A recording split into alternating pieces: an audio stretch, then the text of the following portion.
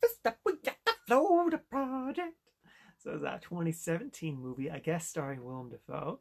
He plays the manager of a hotel in Orlando, and the hotel is basically a slum. Um, what's interesting about this movie is that it doesn't follow classic Hollywood plot structure. It's really just more slice of life, just kind of like scene to scene what's happening. Though there is a story and there is an ending to the story. Um, and it follows a variety of characters. I guess more so this little girl is the main character. It's kind of her.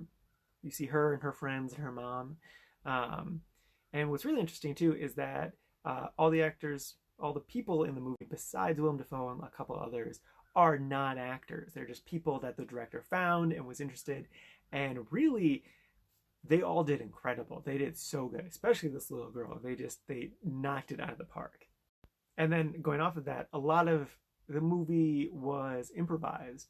Um, just made up on the spot. Like I'm sure they had like the idea of the story and stuff, because there is definitely a story. It's just watching kids be kids, and it's that in and of itself is interesting.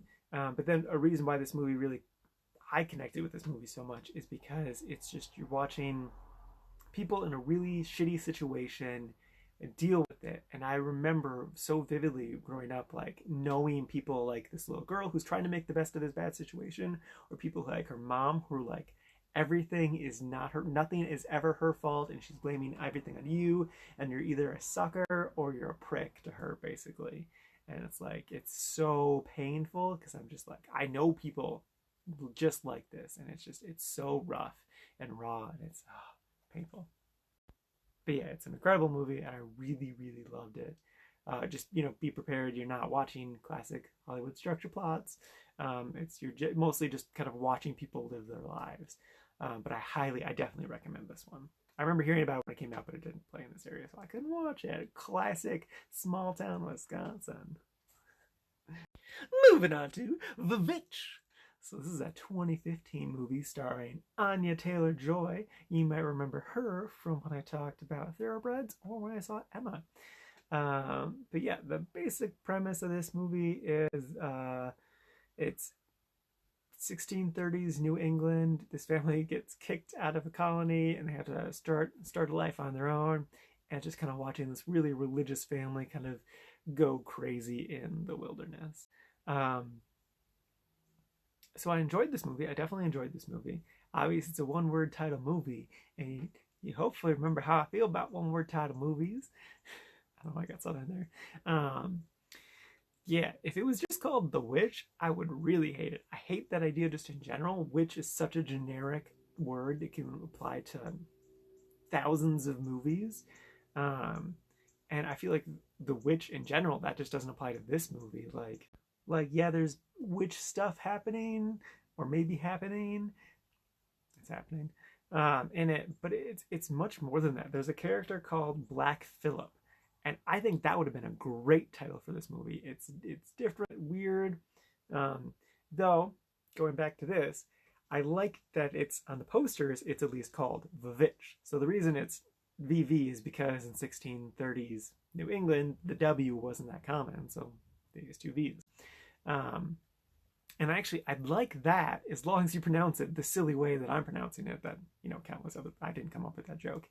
I think that's interesting, but everywhere else that it's written, besides on the posters, it's just with a W instead of two V's. And I'm just like, that's bad. That's bad. That's a bad title. Vitch is interesting. Black Phillip is better. My idea. Okay, I spent way too long talking about the title. Anyway, so the movie itself.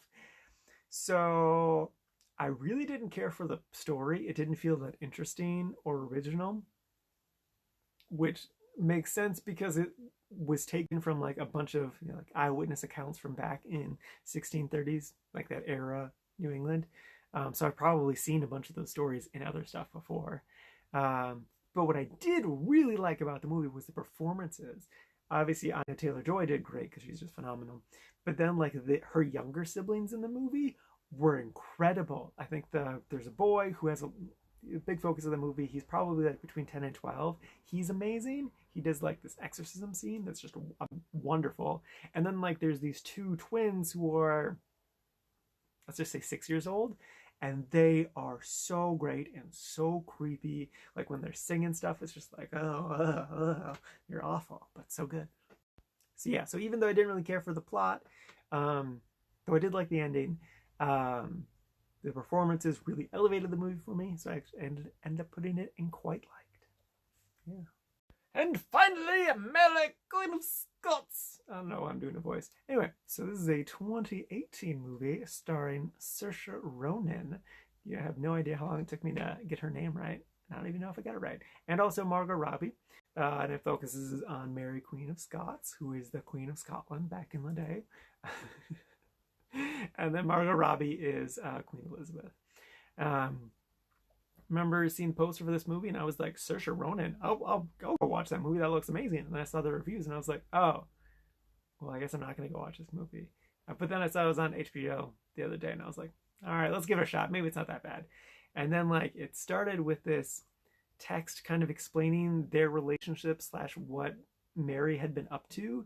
And I was like, I just didn't understand it, and it was confusing. And I was like, what is even happening? And then like scenes would happen, and I'm like, what just happened in that scene? I have no idea what's going on. And it was just so confusing and boring and dull.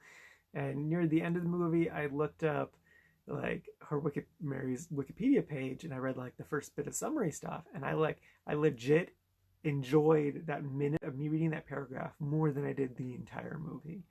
I mean, obviously Saoirse and Margot are phenomenal actors, and they did fine with what they had.